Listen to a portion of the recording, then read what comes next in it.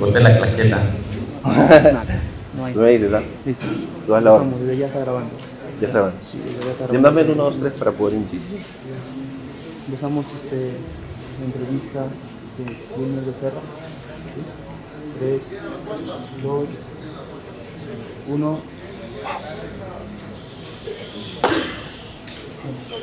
¿Qué tal? ¿Cómo están? Estamos en un capítulo más del podcast Reparando para el Éxito.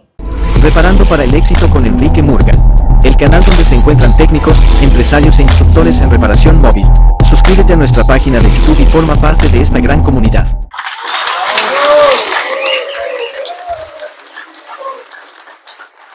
En esta ocasión estamos con Wilmer Becerra. Creo que no necesita tanta presentación Wilmer porque de otra manera lo conocemos muy bien.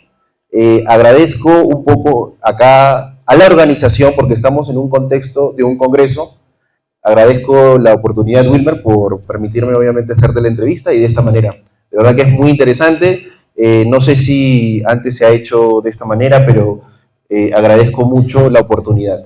Y bueno, empezamos. ¿Qué tal, Wilmer? ¿Cómo estás? Bueno, un saludo, Enrique. También muy contento de estar aquí. Estamos en el marco del Congreso aquí en Bolivia. Ya luego van a ver ahí a los asistentes. Muy contento por la invitación y por toda la gente que ha asistido, ¿no? Entonces, también por la invitación que me hiciste para poder dar la información. Hay muchas cosas que la gente no conoce, pues, de mí, de mi empresa, y es chévere e importante que todos puedan conocer esa información. Ok, Wilmer, mire, lo que quiero empezar es un poco que me cuentes sobre tus inicios, ¿no? Sobre, de otra manera, cómo empezó esta locura del tema de la reparación, porque sé que conozco que te apasiona la reparación. O sea, no solamente es el tema de negocios detrás, sino que a ti te apasiona lo que haces. Entonces, esa pasión, ¿cómo nació en ti? Quería que me cuentes. A mí siempre me ha gustado la electrónica. O sea, desde el colegio, desde que estudio, mi colegio tenía como una materia, no sé cómo le digan aquí, pero ya se le dicen materias como a matemáticas, ciencias y todo eso. Había una rama que se llamaba la electrónica o la informática. Y ahí yo pude conocer un poco más de la electrónica desde muy pequeño. Ya con estos énfasis que tenía, cuando salí del colegio, pude estudiar también electrónica en la universidad, y en los trabajos que he tenido, nunca tuvo que ver con la electrónica. Siempre me ha gustado, pero tuve muchísimos trabajos nunca con la electrónica, y cuando alguien me ofreció trabajo en el rubro, que era reparando computadoras, pues ahí yo vi que era como lo mío, ¿no? Porque había estudiado, porque me había gustado, y luego estaba haciendo algo que estaba dentro del marco de la electrónica. Y cuéntame, ¿cómo así nació tu primer local, parque dedicado al servicio técnico? ¿Cómo así nació? ¿Qué empezaste primero? Tengo entendido que fue reparación de PCs, ¿no? Sí. Laptops, etc. Bueno, antes de yo tener mi propio local, yo trabajaba, o sea, como empezamos la mayoría de los técnicos, trabajando para otras personas. Sí. Muchas veces, a veces uno, cuando está de empleado, uno como que, ay, es que el jefe se quiere quedar con todo el dinero, sí, o sea, como que uno vive ahí con cierto resentimiento contra el jefe, pero a mí no me pasó. A mí, cuando me dieron la oportunidad de trabajar, yo estuve muy agradecido porque era algo en lo que me gustaba. Y en ese trabajo yo pude comprender muchas de las cosas sin tener que arriesgar, porque cuando yo entro como técnico, como empleado, yo podía ver los errores de mi jefe, lo que él hacía bien, lo que él hacía mal, y eso lo iba yo como guardando para cuando me tocara mi turno. Yo siempre, yo siempre tenía en mi mente que alguna vez me iba a tocar, solo que en ese entonces, pues yo dije, si estoy aquí de empleado, voy a desarrollarme como un buen empleado, para cuando me toque, pues poder también desarrollarme como un buen empleador. Yo primero, antes de abrir mi local, fui empleado de una persona que me dio la oportunidad y que estoy muy agradecido. Me trató súper, súper bien. Es el único empleo del que no me han echado, porque en todos los que he tenido me han echado. O sea, bueno, no me han echado así como que lárgate de aquí, pero sí como una cierta inconformidad con los trabajos, porque como yo hacía muchísimos trabajos que no tenían que ver con este tema, yo aprendí a instalar aires acondicionados, aprendí a hacer recarga de extintores, yo aprendí, bueno, estaba trabajando también en la logística de los estadios cuando hacían partidos de fútbol, revisando boletería, muchísimos trabajos, pero esos ninguno tenía que ver con lo que hacía. Cuando yo caí con esa persona que me dio la oportunidad, yo estuve muy, muy contento y muy agradecido. Entonces, antes de empezar mi primer local, yo noté que ese es como el primer paso para uno poder tomar una experiencia y una experiencia buena y que no cuesta. Porque luego que tú abres un local, cualquier movimiento te va a costar y te va a costar duro. Y ya empecé, obviamente, pues trabajé con él un tiempo, se me dio la oportunidad de abrir un local y empecé como todos, de a poquito, con la herramienta que había disponible, a trabajar en ese entonces como a otros locales porque yo no tenía clientes, sino a mí me conocían era porque yo le trabajaba a un local muy reconocido y allá llevaban todo el trabajo. Entonces así fue más o menos los inicios de mi primer local. Interesante el tema que comentas, ¿no? El trabajar para otro también te da una cierta experiencia porque, como tú dices, analizas cómo de una otra manera tu jefe inició el negocio, cómo de una otra manera desarrolla el negocio y ves de una otra manera tanto las cosas buenas como las cosas que de repente no están tan bien. Entonces, en base a ello, me supongo que empezó el tema de la aventura con iniciar tu negocio. Cuéntame, ¿cómo así nació tu primer local? ¿Tuviste que hacerle un préstamo a alguien? ¿Ahorraste? ¿Cómo fue? Simplemente alquilaste ese negocio con un pequeño ahorro y de ahí tu mesa y tus instrumentos y ya? Bueno, yo cuando quería abrir mi local, yo quería abrirlo en la plaza donde estaba el local para donde yo trabajaba, porque ahí yo sabía que llegaba buen trabajo. Pero en esa plaza o en ese shopping, no, o sea, las rentas son muy costosas y aparte no hay locales vacíos. Cuando, en esa época, cuando yo quería entrar al negocio, pues a mí lo que me hacían era ofrecerme, allá se llama una especie de prima, que se le paga a alguien que tú ves como que está medio mal en el negocio, se le paga un buen dinero para que desocupe el local y tú puedas meterte, porque no habían locales vacíos. Pero a esa época yo no tenía el dinero suficiente para poder pagar una prima y tampoco para adecuar un local. Entonces me fui a un local muy, muy cerca de ese shopping, de ese mall, pero con un costo de renta muy bajo. Yo recuerdo que la renta era como $50 por ahí. Y claro, esa renta yo la podía pagar casi que con una sola reparación. Solo que en ese local pues no había muchos clientes. Solamente me llegaba el cliente que ya me conocía por el antiguo trabajo. Entonces, para armar mi local, era muy joven, yo tenía como unos 20 años más o menos. Y cuando iba a los bancos a solicitar créditos, pues nunca tuve una vida crediticia en el banco porque pues estaba muy joven y nunca me prestaron para yo poder iniciar mi negocio. Entonces, con un amigo de la universidad nos juntamos, él puso un poquito de dinero, su nombre también para rentar el local y empezamos el proyecto. Sí, yo empecé junto con él era mi compañero de universidad, pero luego él se salió porque pues este trabajo es un poco estresante, ¿no? Ya los técnicos que están en este rubro conocen los clientes, conocen la presión, que hace un poco hasta tarde, y él por lo menos no estaba acostumbrado a eso porque él venía de trabajos oficiales, decimos allá, que es el trabajo de horario, no, a las 6 me voy ya, de oficina. Y este trabajo en el que nosotros estamos, como según uno se compromete tanto con el cliente, también se estresa uno cuando no da la solución. Entonces él no aguantó eso y él como que renunció a la sociedad. Yo digo gracias a Dios porque pues ahora, si no tendría que pagarle yo, en ese entonces él era socio como del 30%. Sería el socio del 30% de todo lo que yo tengo ahora porque yo le había dado mi palabra en ese entonces, que si él estaba conmigo, pues todos los negocios iban a ir de esa forma. Pero él no, como a los 6 meses más o menos, se salió del negocio. Y así duré más o menos como unos 8 meses con nomás un capital que me prestó un amigo para poder comprar la herramienta poco a poco. Y mientras yo hacía un trabajo, como no tenía unos gastos tan amplios, la renta yo la pagaba con un solo trabajo. En ese entonces se pagaba muy bien la mano de obra. Please, Lord, give me a sign, a sign. Yeah. There's no mercy in this world, just hunger-thirsty persons in different versions. Each new update, that shit worsens. Why?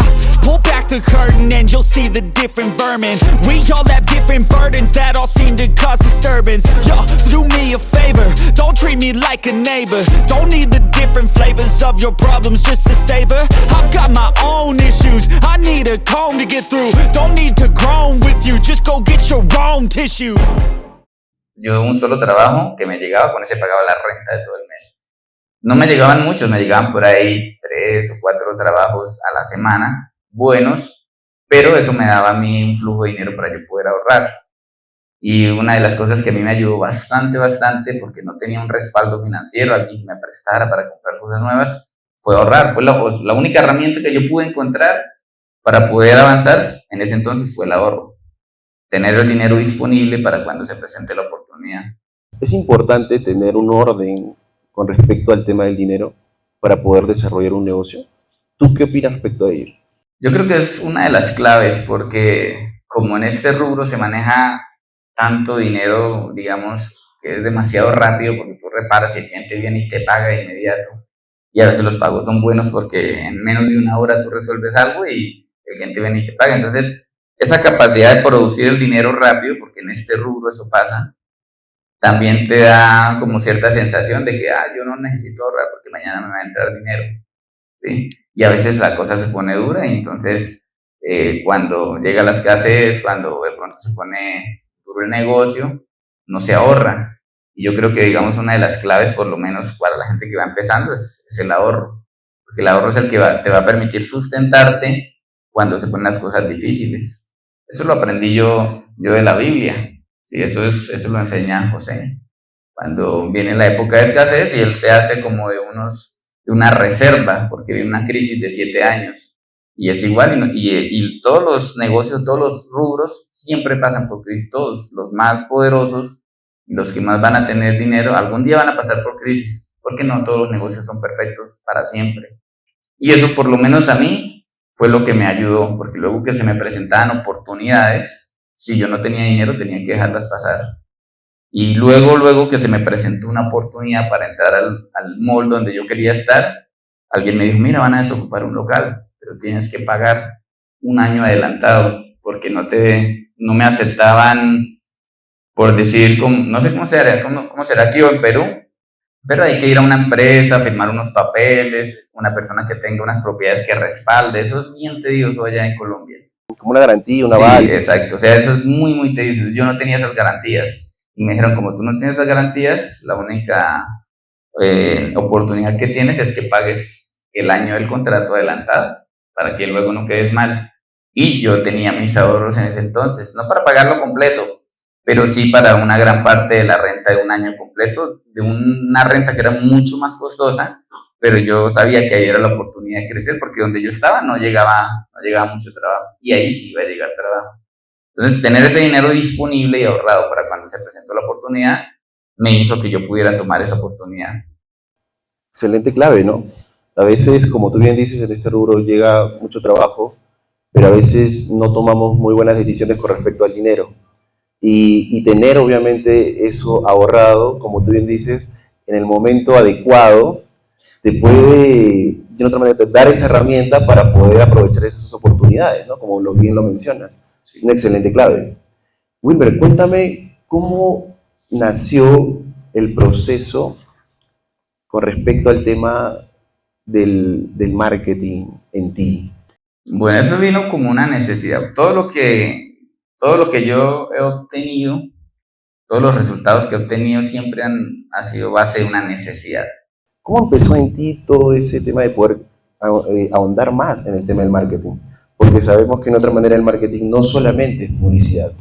Entonces viene obviamente de análisis, de analizar el mercado, ¿correcto? De analizar a quién le estás vendiendo. Entonces hay una serie de factores que de repente determinan cómo marcas una diferencia. Trabajar duro es la necesidad de producir para proveer a la casa. Y ya cuando tenía mi local, yo vi la necesidad de poderlo promocionar porque no llegaban clientes. Pues si no hay clientes, pues obviamente no se puede facturar ni se pueden pagar las cosas. Y en ese entonces, cuando yo me pasé a este nuevo mall, habían más técnicos como yo que reparaban laptops en ese entonces, pero no habían tantos. Y luego, como en un par de meses, yo vi que de 4 a 5 locales se multiplicaron a 20, 30 locales ahí en el mero mall. Y yo dije, esto se va a multiplicar muchísimo más, entonces yo tengo que buscar la forma de mostrar mi negocio a la gente y de hacerme ver diferente, porque si no yo voy a caer en la competencia. Y yo veía que la competencia ya era muy, muy dura, porque la competencia, cuando hay mucha oferta del producto o del servicio, pues es al que más precio bajo cobre. Y eso me pasó a mí, o sea, fue una necesidad, porque luego yo me pasé a ese mall y ahí me tocaba a lo que cobrara el vecino, porque si no me quedaba sin clientes. Y cuando empezó a expandirse tanto, pues que hubo tantos técnicos en esa época, yo dije, no, tengo que buscar la forma. Y en ese entonces apenas estaban entrando las redes sociales y usé esa herramienta para poder mostrar mi negocio, porque la única forma que había era televisión y radio, pero eso es, allá son costos millonarios, o Facebook, que en ese entonces era una plataforma nueva y que era gratis. Entonces fue más que todo diría yo, que una necesidad, por no ver que mi negocio tuviera que yo cobrar barato para que el cliente no se me fuera para otro lado. O sea, de otra manera, el tema de las redes sociales fue un gran aliado para cubrir esa necesidad que encontraste, porque como bien mencionas, te sentiste amenazado con la competencia, ¿no? Tenías cuántos servicios técnicos alrededor, como 30. Habían como unos 4 primero, y ahí yo estaba tranquilo, pero luego que vino una persona a dar un curso de reparación de laptops, abrieron como unos 20, 30 locales en menos de 6 meses. Y solamente ahí en ese shopping, porque era muy reconocido por ser el más avanzado en tecnología. Entonces cuando yo vi eso, yo me asusté literalmente. Y luego yo vi eso en mis finanzas, porque me llegaba un cliente y cuando yo le cobraba, el cliente me decía, no, es que está muy caro, voy a ir ahí a preguntar. Y ese preguntar era que allá se quedaba, eso no volvía. Exacto, pero has dicho algo muy interesante, ¿no? El tema de la amenaza es algo que mucho se ve en los negocios, ¿no? En los negocios se tiene que analizar, obviamente, eso también. Una de las amenazas es, como bien dices, pues el factor de la competencia del precio, que adolece mucho, de otra manera, este rubro. He conversado con muchos colegas tuyos, técnicos, que me comentan eso, ¿no? Que sufren mucho el tema de la competencia con respecto al tema del precio. En ese sentido, ¿cómo de otra manera tú lograste salir o tratar de poder, como estrategia, poder enfrentar esa amenaza? Bueno, ahí sí me costó, fue lo que más me costó, porque yo duré como cuando yo empecé a trabajar, yo trabajaba a punto, no sé cómo allá se le dice a punto, o a otro local, ¿sí? O a otro técnico. Entonces, cuando yo trabajaba de esa forma, yo solamente recibía el dinero que me pagaban los técnicos y no el de los clientes porque no tenía clientes, ¿sí? O sea, casi que yo competía contra otros técnicos, pero ahí yo vi la necesidad de cambiar eso porque el técnico a mí me fue muy mal trabajándole a los puntos, a los técnicos. Cuando yo daba muchos servicios, yo les daba como un plazo para que ellos me pagaran, un mes por decirlo así, y luego yo iba a cobrar todos esos trabajos que había hecho y eso era un problema, yo salía de problemas cuando iba a cobrar. Entonces, a la final yo dije, no, pues para quitarme este problema, yo, si no me pagan por adelantado, pues que no hay ya servicio. Pues ahí se me fueron todos los clientes, todos los técnicos que yo tenía de clientes. Pero empezó a llegarme uno otro cliente directo. Ya los técnicos no me mandaban porque pues se encabronaron conmigo cuando les dije eso, que no se iba a fiar, decimos allá en Colombia, ¿sí? Pero trajo una buena respuesta porque empezó a llegar uno que otro cliente. Y me di cuenta que el cliente final me pagaba 2 o 3 veces de lo que yo tenía que dejar mi trabajo a un punto. Y ahí por lo menos pude yo romper esa brecha del precio bajo en ese entonces, la primera que me encontré, ¿sí? Que era tener que cobrarle muy barato a los puntos para que me trajeran trabajo. Luego, pues ya el rubro creció, salieron otras empresas. Como yo, muchas de las cosas que hago son súper públicas en las redes sociales, pues son fáciles de copiar, fáciles de imitar.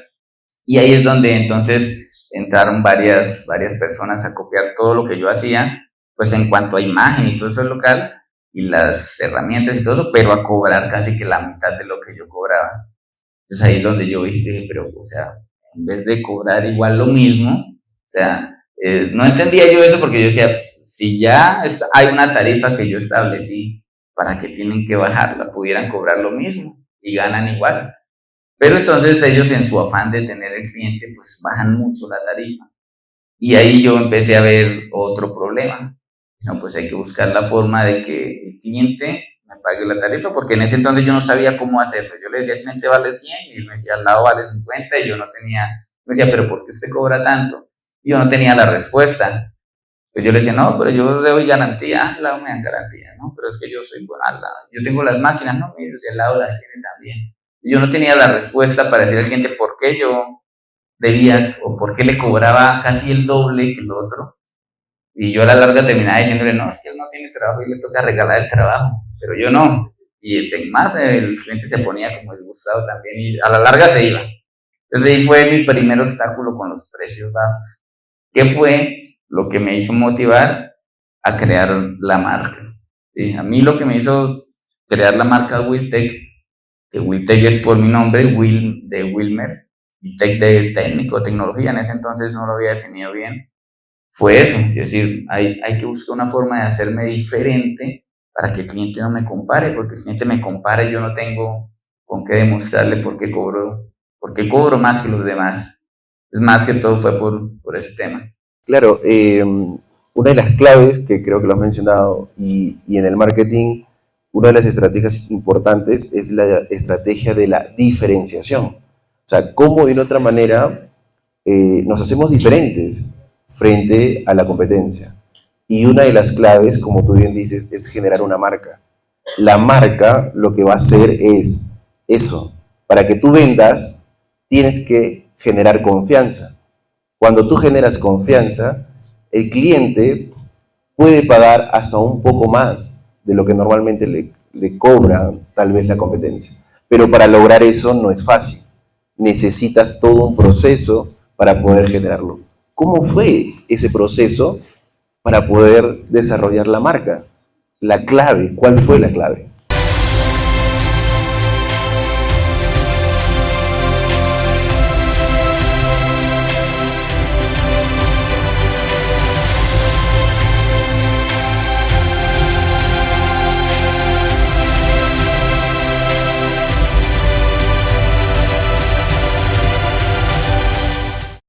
Bueno, ahí sí entran unas cosas muy importantes porque, digamos, uno como técnico, uno como que dispone mucho su tiempo a la reparación, ¿no? Uno se sienta en ese microscopio y de ahí no se para hasta que llega la medianoche.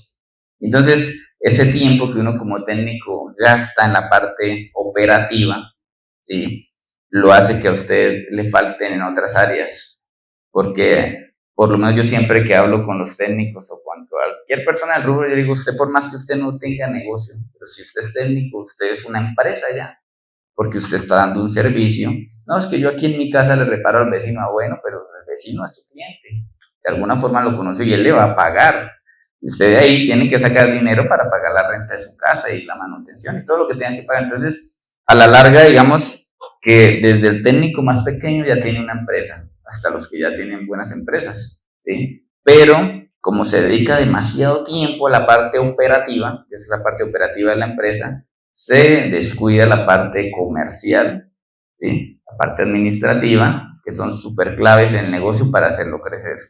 Entonces, yo dije, no, pues yo ya, dentro de lo que yo sabía en ese entonces, estaba bien capacitado, aparte yo le entendía mucho la electrónica, y pues yo en la parte técnica estoy bien, y yo soy bueno, pero el cliente no lo sabe, y aparte no tengo ni clientes para demostrarle que soy bueno, entonces necesito buscar la forma de hacerle entender al cliente, primero que yo soy bueno, y segundo que yo le puedo dar un servicio, o sea, necesito buscar eso porque no había como, entonces, de ahí fui separando mi tiempo, un par de horas de pronto, o ya cuando salía en la noche, dedicar tiempo a estudiar todo el tema de marketing digital, que en ese entonces apenas venía en auge. Hoy día eso ya es muy cotidiano, hoy día hay información muchísima de marketing digital por todos lados, pero en ese entonces no había mucho. Entonces separé mi tiempo para poder analizar cómo podía yo aplicar ese marketing a mi empresa.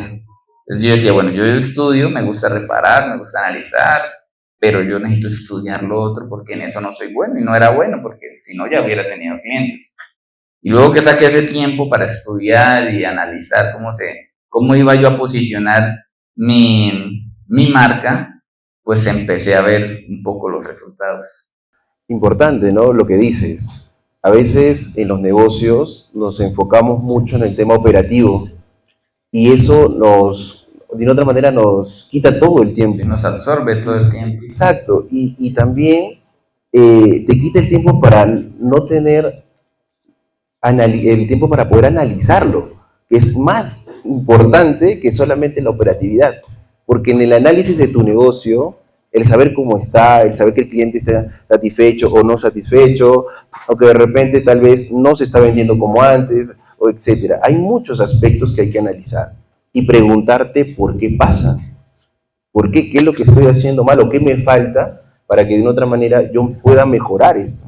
Pero eso no lo haces en la operatividad, lo haces obviamente analizando el negocio. Y ahí viene el tema de eso, ¿no? ¿Qué me falta a mí para poder mejorar? Y creo que de otra manera es lo que tú mencionas. A mí me falta de repente saber marketing, saber venderme. Sí, sí, ¿No? es una de las, y yo creo que es uno de los temas más importantes porque digamos que yo conozco gente muy, muy buena, ¿sí? Gente que es muy buena. Yo siempre he dicho, hay gente más buena que yo. En electrónica, ellos tienen más, yo no tengo tanto tiempo para estudiar, el poco tiempo que me queda trato de hacer muchísimas de las cosas que me gustan, pero yo sé que hay gente que tiene más tiempo que yo y gente más buena para reparar que yo, eso sí lo tengo claro, ¿sí? Pero a ellos no los conocen y quizás de pronto no los van a conocer. Entonces, digamos que si yo me centro en ser el mejor en un solo aspecto, es que yo quiero ser el mejor en procesadores. Capaz que sí lo va a hacer y va a ser el mejor, pero eso solo lo va a saber usted y sus amigos. Pero usted necesita saber que si usted, o usted debe hacerle saber a otras personas que si usted es bueno en algo, para que ellos puedan ver eso. Porque no basta solo con que lo seas y lo sepan tus amigos, basta que lo sepan los clientes. Y es ahí, digamos, donde yo dije, no, pues hay que mostrar esto que hago a los clientes. Es la única forma de que yo atraiga clientes, vengan a mi tienda, es mostrarles que yo un servicio que hago lo hago bien, se los demuestro, antes de que ellos vengan a mi tienda puedan comprobar que yo hago las cosas bien y cuando lleguen a mi tienda pues ya sepan de lo que se van a llevar o lo que van a pagar. Entonces, digamos que sí es una de las cosas muy, muy importantes, ¿no? O sea, no volverme, puede ser que sí, a mí igual me gusta reparar, o sea, a mí sí me gusta reparar. Todos los videos que tú ves en redes, todos, excepto los de los Macs, que son esos hace mi hermano, yo hago todas esas reparaciones. Todas yo me tomo el tiempo, lo grabo y lo publico. Entonces, como es un gusto, no me cuesta tanto. Pero logré yo, digamos que vincular las dos cosas, ¿no? El trabajo, la reparación, con un marketing para clientes para poder atraer clientes. Sí, lo que dices es bastante interesante sobre el tema de comunicar, porque a veces, como tú dices, tú puedes ser muy bueno en algo, pero solamente te conocen pocas personas, ¿correcto? Y lo importante es hacerte conocer con más personas que tú eres bueno en eso. Entonces, ahí viene el tema de la comunicación, que es la publicidad, ¿correcto? ¿Cómo comunicas tú que eres bueno en algo y que no solamente eres bueno, sino que eres confiable? ¿Cómo generas esa confianza ante el mercado? ¿Cómo lo haces? Bueno, pues digamos que todo lo que nosotros hacemos casi que es público, ¿no? O sea, eso está todo en las redes sociales. Y en cierta forma, eso lo puede ver el cliente también. ¿Sí? O sea, en cierta forma, cuando un cliente quiere que yo le haga un trabajo, el cliente por sí mismo abre su teléfono, mira el video y dice, ah, mire, este muchacho tiene su mesa limpia, este muchacho hace sus cosas con la herramienta correcta. Y él antes de venir a mi tienda, pues yo tengo ahí como 9.000 videos en todas las plataformas, él puede tomarse ahí 2 horas viendo todos los videos. Y como ahí se montan de todas las reparaciones, si el cliente quiere reparar una pantalla, pues él busca uno como yo lo hago. Y él lo mira y dice, ah, este tipo sabe. Y mira todos los procesos. Y luego de mirarlos, pues me va a hacer una consulta de precio. ¿Sí? Pero cuando él me hace esa consulta de precio, él ya mismo, por toda la información que yo le he pasado, él ya está convencido de que yo soy bueno. O sea que yo no necesito decirle al cliente, no, yo soy el mejor. ¿Sí? Porque digamos que esa era una de las armas que yo usaba o que usan también normalmente. No, es que yo soy bueno. Y bueno, ¿y cómo lo sé yo? No, pues déjenme el teléfono para repararlo. No, pero el cliente solo puede comprobar que alguien es bueno cuando le lleva su teléfono, le repara y luego viene una garantía y usted atiende la garantía feliz, ¿no? Porque ahí es donde se rajan muchos en las garantías. Entonces, yo le doy al cliente la forma de que él antes que venga a traer su teléfono a mi tienda, él pueda ver cómo yo le he hecho ese servicio a otros clientes. Y él mismo, sin que yo tenga que decirle que soy bueno, que soy el mejor, que soy esto, él mismo tiene esa perspectiva de lo que yo hago. Y cuando llega ya convencido. ¿Sí? Entonces fue un modelo que yo desarrollé para aplicar en redes, que fue mostrar los procesos de los trabajos que realizamos en las redes sociales. Muy interesante. No solamente hay que hacerlo, sino hay que demostrarlo. Sí. Hay que demostrarlo. Y demostrarlo está ahí la estrategia de la comunicación. Es algo que de otra manera por ahí adolece también este rubro, que es el tema que por ahí, también como hay técnicos muy buenos, hacen un trabajo muy ético, pero también existe lo otro. Existe lo otro en el mercado. Tú identificaste obviamente ese lado de la... Ese es el lado oscuro de los técnicos. Correcto. Se portan mal, sí. Y es más, los técnicos, como tú me mencionabas en una conversación previa, a veces los servicios, o en este caso su mesa de trabajo, siempre estaba atrás, como que casi escondido, ¿no? En esos tiempos, y como que no mostraba mucho su trabajo, ¿no? Eran muy celosos con el trabajo, no querían mostrar. Con sus herramientas, con sus máquinas. ¿Dónde está Fer? ¿Está por aquí o ya se fue? Entonces, ¿tú crees que la clave fue eso? Mostrar el proceso. Fer tiene harto tiempo en el rubro. Y Fer debe recordarse cómo era antes, que el técnico estaba ya escondido, mejor dicho, como en una bóveda para que no lo miraran, ¿no? Yo cuando entré al rubro, así era. Y me di cuenta por qué. Y era porque la mayoría de los técnicos usaban ese espacio primero para que el cliente no los viera cuando hicieran un daño. ¿Sí o no? O porque tampoco trabajar ahí con el cliente, se lo ponen muy nervioso. Y segundo, porque si usted quería hacerle una travesura al cliente, entonces era el espacio correcto, ¿no? Porque estar ahí frente al cliente. Y me encontré que cuando los clientes venían a mi tienda, yo recién entré al rubro, lo primero que me decían, Wilmer, pero no me vas a cambiar piezas, no me vas a robar piezas. Y yo decía, pero ¿por qué me dicen eso si apenas me están conociendo? Y resulta que cuando yo voy analizando y le pregunto a los clientes, pero ¿por qué? Cuéntame, ¿por qué llega así con esa inseguridad? ¿Le han dicho que yo le he robado piezas? No, pues tú no, porque hasta ahora te conozco. Pero la otra vez llevé mi teléfono a hacerle un mantenimiento, un iPhone, y resultó con una pantalla de un Samsung. ¿Sí? Entonces, el cliente ahí de una vez sintió cierta inseguridad y siento que en un momento, de la época de los técnicos, sobre todo eso del pasado, ellos se aprovechaban de que como no había mucha información, se aprovechaban del cliente. Eso fue lo que yo sentí en ese entonces, que como el cliente no tenía la más mínima idea de que era una pantalla original buena, que era dañada, no, el técnico llegaba con el teléfono a reparar, el teléfono no tenía solución y el técnico se aprovechaba y le ponía su pantalla de Samsung al iPhone.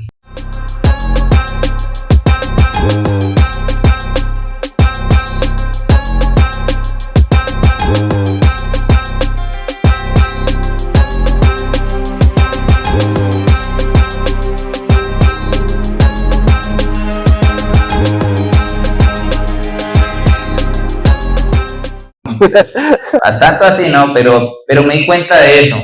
Y yo dije, claro, el cliente siempre llega desconfiado, es que el rubro ha hecho un trabajo mal y ha causado la desconfianza en la mayoría de los clientes, no en los que venían, en la mayoría. Y yo dije, la única forma que el cliente pueda recobrar la confianza es mostrándole que hay gente buena dentro del rubro, que así como hay unos que otros hacen sus travesuras, hay mucha gente buena, pero eso no es hablando ni diciendo, eso es demostrando. ¿Y cómo hice yo para demostrarle? Pues cuando yo empecé mi taller no lo mandé allá escondido, allá en el no, yo lo traje, apenas entra el cliente, ve todo mi taller, todas las máquinas y ve todo, y eso a la larga al cliente le fue generando cierta confianza.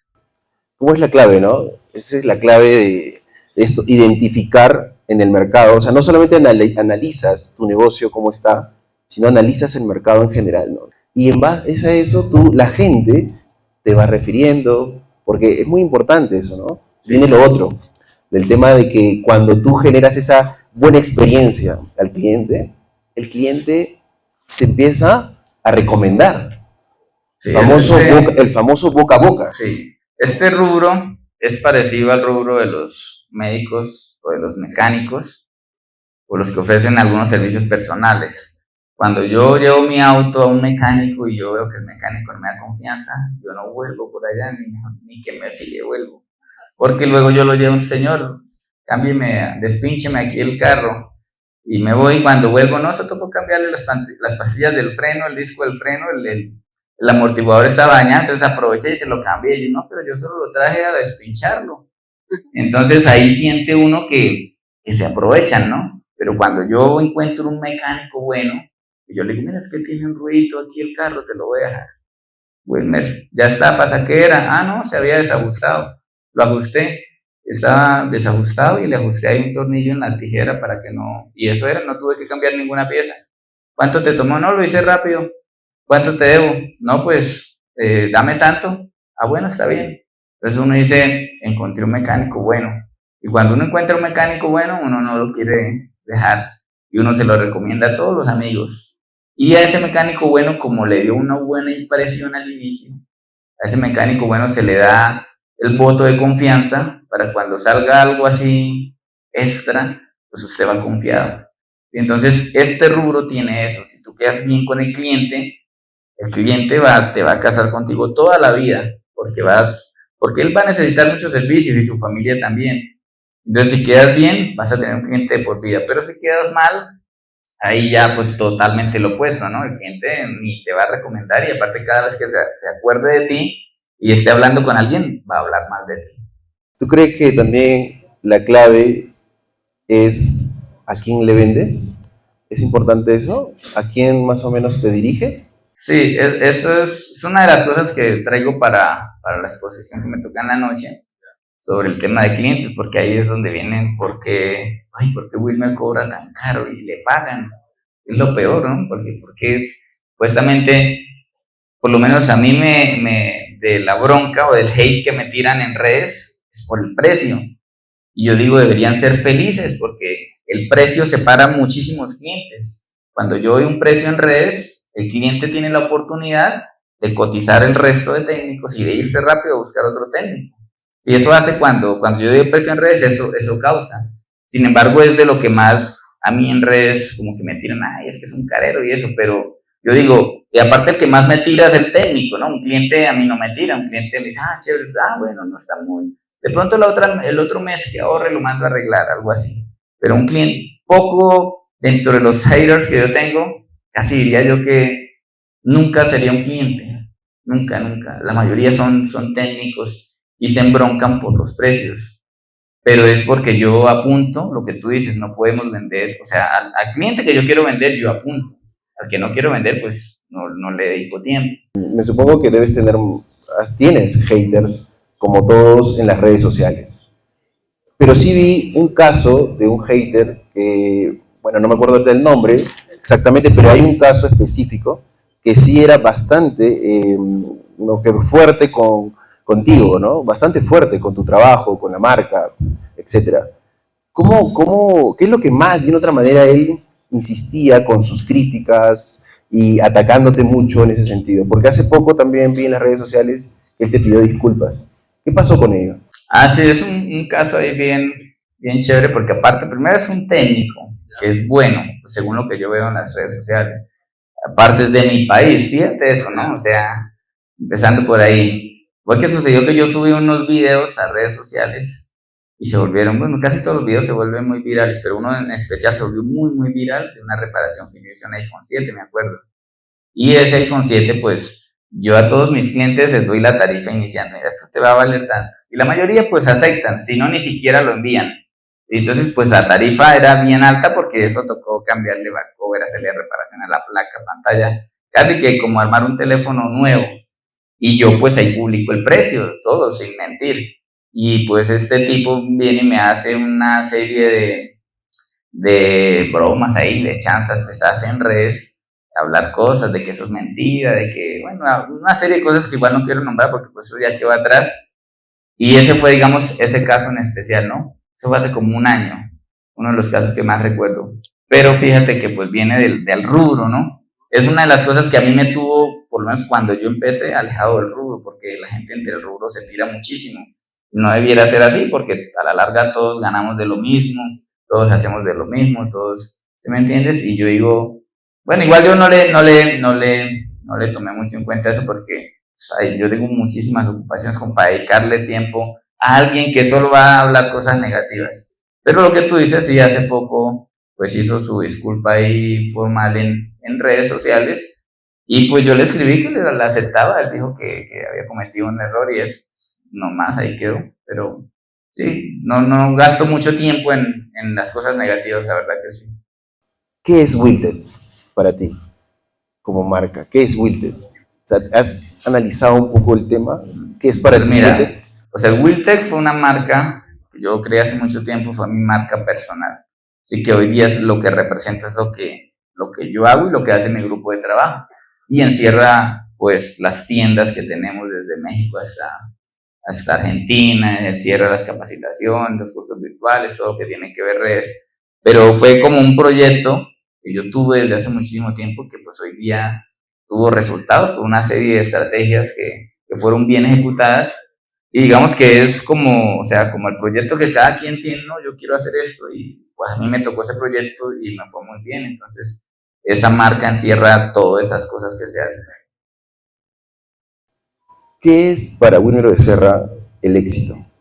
¿Qué es para ti el éxito? El éxito es como diría yo que es como un estado más bien, porque la gente ve el éxito como como el final de una carrera, ¿no? O sea, yo me propongo por lo menos aprender a hacer un revaling, ¿sí? Y yo digo, bueno, ya hice el revaling, entonces ya obtuve el éxito, así lo ve la gente. Pero yo veo el éxito más en los procesos, en los aprendizajes, porque luego, el resultado no es más sino la suma de todos esos procesos, de cuando la embarras, cuando haces bien, cuando haces mal. Entonces, la gente tiende a ver el éxito como un resultado puntual. Bueno, el éxito es llegar acá y punto. Pero el éxito yo diría que es más de eso, es como un estado de felicidad, ¿sí? Que le llega a uno y que necesita uno tenerlo también, porque es beneficioso tener esos resultados para poderle dar la recompensa al sacrificio que uno se da. Entonces, para mí, el éxito no va mucho en lo que se obtiene cuando se llega a una meta, sino en el proceso que se realiza, que es realmente pues, lo que uno le da como la recompensa. Ah, no, tremendo sacrificio y pude lograrlo. Más que todo lo veo como de esa forma. O sea, no es un fin, sino es un camino. ¿Es el camino? Sí, por lo menos es lo que yo veo, ¿no? Es lo que yo veo porque yo tenía esa falsa percepción de que era, bueno, si yo me compro un auto, ahí tengo mi éxito. Y luego yo vi que cuando lo compré ya eso no, ya quería otra cosa, ya quería otra cosa. Y más bien lo que sí yo veía era que disfrutaba el esfuerzo que le ponía para obtener las cosas, digo, las metas. Entonces, ese esfuerzo me hace cambiar mis comportamientos, me hace tener unos sacrificios, mejorar en algunas cosas. Y yo digo que el éxito va más en el proceso, en el procedimiento, que en el resultado. Perfecto. Pero también hay un aspecto muy importante también para poder lograr objetivos, al margen de ser experto en lo que haces, en analizar tu negocio. Pero hay un factor muy importante también.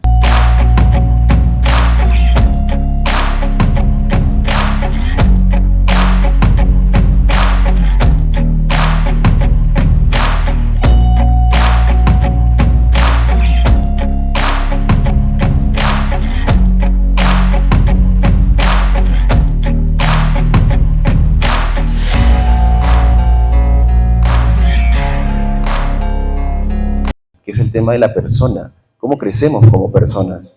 Y justo tuvimos una conversación con Mauricio, ¿no? Con Mauricio Cáceres respecto al tema de que a veces solamente enfocamos en crecer como profesional en algo específico, pero no crecer como personas, porque a veces, porque de otra manera, el ser mejores personas también te abren puertas, te abren oportunidades, porque al final tú tratas con personas. ¿Qué Sí. piensas respecto a ello?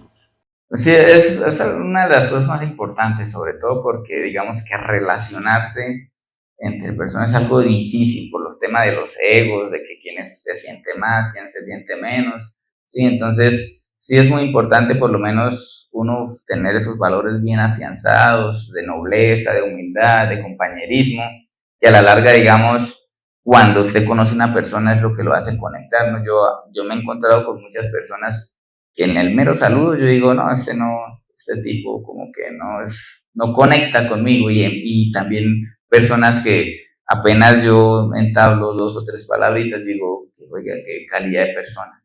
Sí, entonces son cosas que yo por lo menos veo muy importantes en temas de conexiones y relaciones interpersonales que a la larga los ayudan porque uno no se las sabe todas.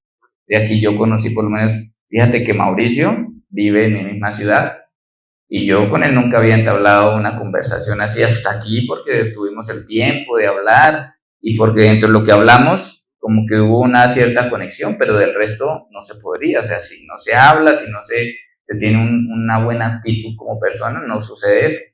Entonces sí creo que hay que tener, digamos, ciertos valores como persona internos que te hacen llegar a buenas conexiones. Importantísimo. Will, ya para ir cerrando porque me están matando con el tiempo, ¿qué consejo darías al técnico del rubro? ¿Qué consejo podrías tú darle al... Que no se vaya tanto de fiesta. Sí, porque todos han venido muy chinos. No, pues, ahí está el público. ¿Sí les ha gustado la entrevista? Bueno, ahorita les vamos a dar su espacio para que puedan hacer una preguntita si quieren y ahorita checamos con el otro. Para contestar aquí la pregunta de Enrique, hay muchísimas cosas que uno quisiera decir. Sí, yo por lo menos cuando empecé yo hubiera querido tener a alguien para yo por lo menos copiar o seguir, porque yo decía, bueno, voy a mirar a ver quién es el bueno en mi rubro y no había. Yo seguía una persona, un youtuber en esa época que se llama Luis Rossmann, que es muy famoso, bueno, ya no tanto porque él es como de la vieja guardia, decimos allá, y Jessa Jones, que era lo que había para yo seguir, pero ellos nomás eran técnicos que mostraban sus reparaciones ahí en sus microscopios digitales, pero pues no tenían una empresa así súper reconocida. Entonces yo quería ver a alguien, por lo menos que me dijera, no, para este rubro, aquí están este par de consejos, y nunca los tuve, pero ahora que yo he podido pasar por tantos procesos, por tantos fracasos, por tantos éxitos obtenidos, pues hay muchas cosas para decir, pero de las más importantes, o creo que a mí digamos, que me respaldó, fue el tema de la honestidad con los clientes, ¿sí? El tema de la honestidad con los clientes es difícil. ¿Por qué? Porque el cliente no tiene mucha información y capaz que lo que tú le digas, eso va a creer. Y puedes decirle la verdad o no la verdad, y él se va a ir con tu palabra.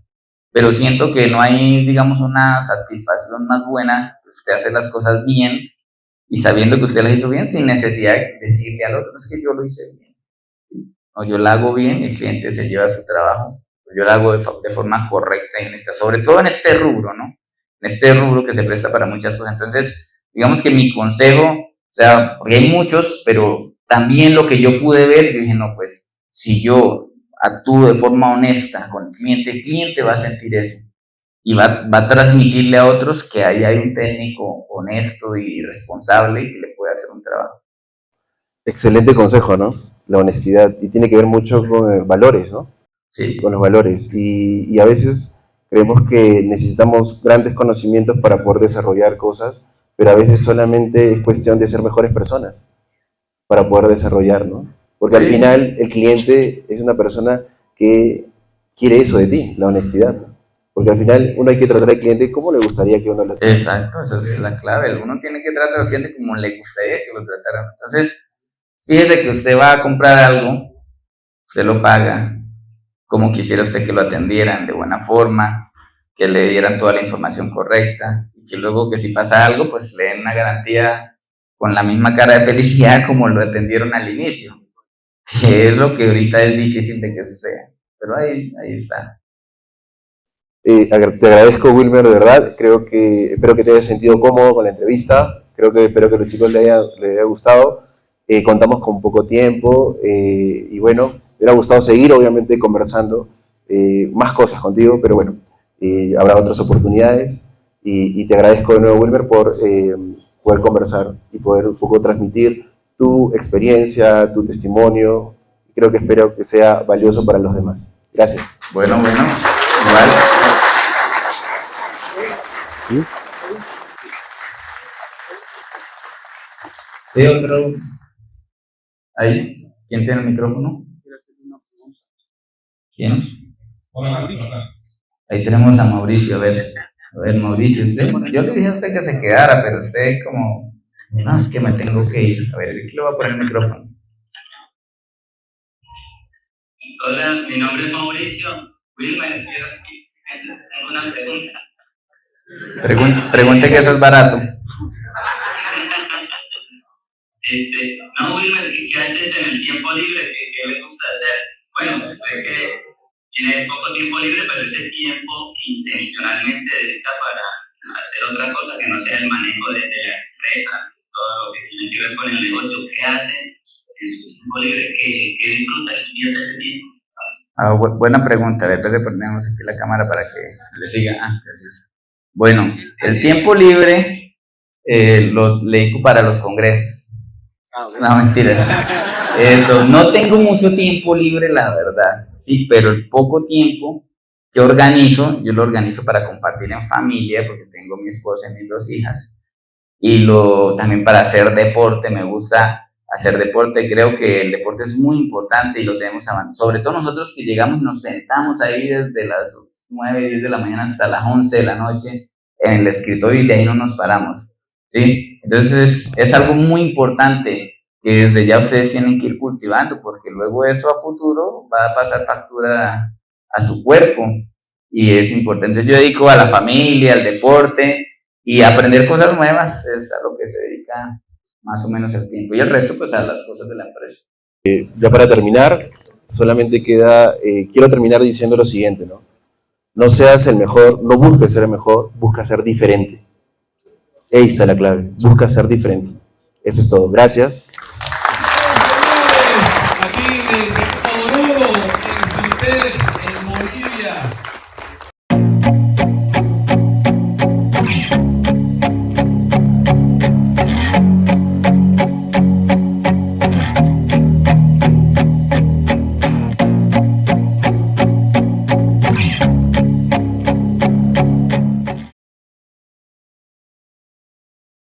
Venir acá, dar esa charla junto con Enrique Murga, para mí es lo mejor y también una motivación más para todos los técnicos a nivel Latinoamérica.